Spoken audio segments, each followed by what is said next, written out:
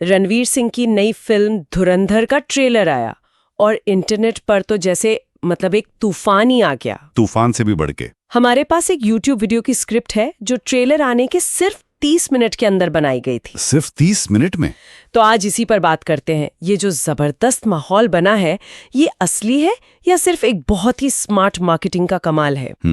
सवाल तो यही है, क्योंकि जो शुरुआती रिएक्शंस है वो कमाल का है।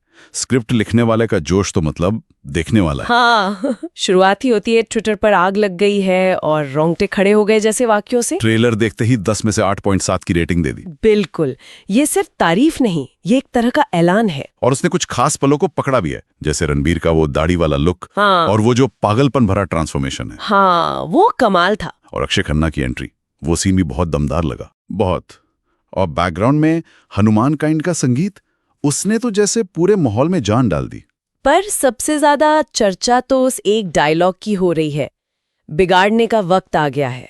हाँ वो लाइन, सच कहूं जब मैंने पहली बार ये सुना, मेरे भी रोंगटे खड़े हो गए थे। और यही बात सबसे दिलचस्प है, ये डायलॉग और रणवीर का किरदार, जिसे स्क्रिप्ट में कैलकुलेटेड रेज मतलब सोचा समझा गुस्सा कहा गया है। सोचा समझा गुस्सा, हाँ। वो दर्शकों की नब्ज पकड़ रहा है।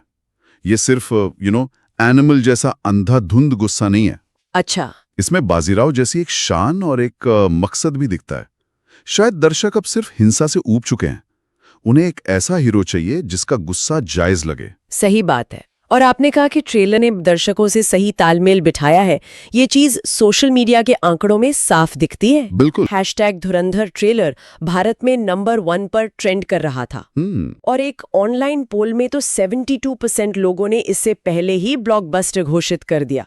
लेकिन क्या इन शुरुआती ऑनलाइन पोल्स पर वाकई भरोसा किया जा सकता है? आपका शक जायज है। अक्सर फैन क्लब्स ही इन पर हावी रहते हैं। वही तो। लेकिन यहाँ सिर्फ पोल की बात नहीं है, ये निर्देशक आदित्य धर का ट्रैक रिकॉर्ड भी है।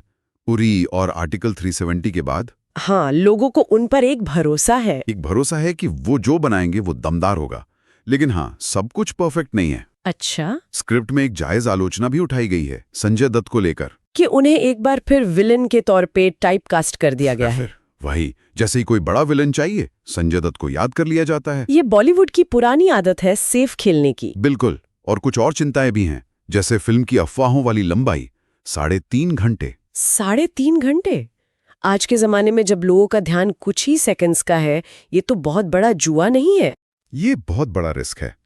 शायद इसीलिए फिल्म के 2 भागों में आने की भी चर्चा है। अच्छा, ये भी हो सकता है।